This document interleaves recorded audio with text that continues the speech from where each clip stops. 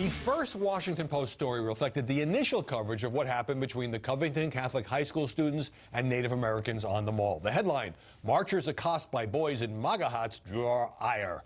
Native American activist, Nathan Phillips was quoted as saying he felt threatened by the Kentucky students. Clearly, these boys are not getting a good education because it makes little sense to angrily chant "build the wall" to a population with literally zero illegal immigrants who were here long before we were. Turns out they didn't chant "build the wall," but once other videos and interviews made clear that Nick Sandmann and the other students were not the aggressors, CNN host S.E. Cupp, who you just saw, tweeted, "Seeing all the additional videos now, and I 100% regret reacting too quickly to the Covington story. I wish I'd had the fuller picture before weighing in, and I'm truly sorry." National Review apologized to the students and to readers for piling on. New York Times contributor Kara Swisher apologized as well. "I was a complete dolt to put this up," and several other obnoxious tweets yesterday without waiting to see the whole video. Some of the initial blasts were really pretty ugly. CNN contributor Bakari Sellers had tweeted about Covington's Nick Sandmann, "He is a deplorable. Some people can also be punched in the face."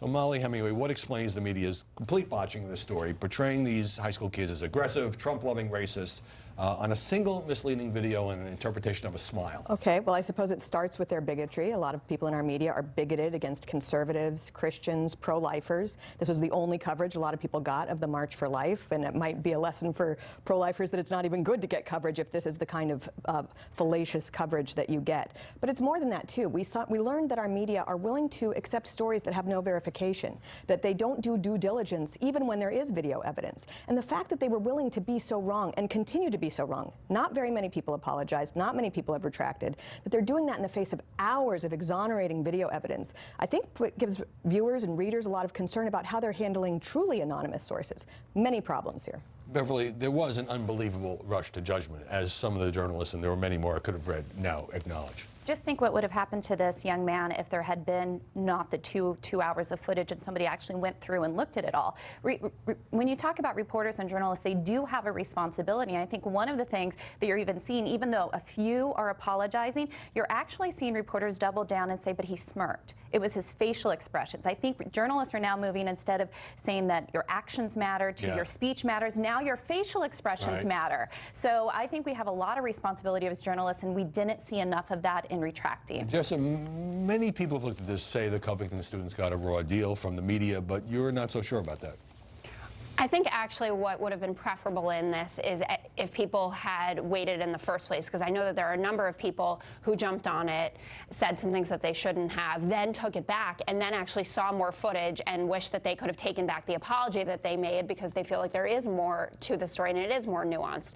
There were kids even if they didn't behave as choir boys, they were absolutely vilified, and these are a bunch of high school kids. I understand that, and they are kids, but the pieces that I have been most interested in reading about, and I do say they shouldn't be vilified, they certainly shouldn't have their schools closed down and all of that, are ones that bring up the issue of how Nick Sandmann gets treated in comparison to how a young African-American kid would get treated. Or what if the Covington Catholic kids were a swarm of African-American kids that were surrounding one person? What would be the implications of that?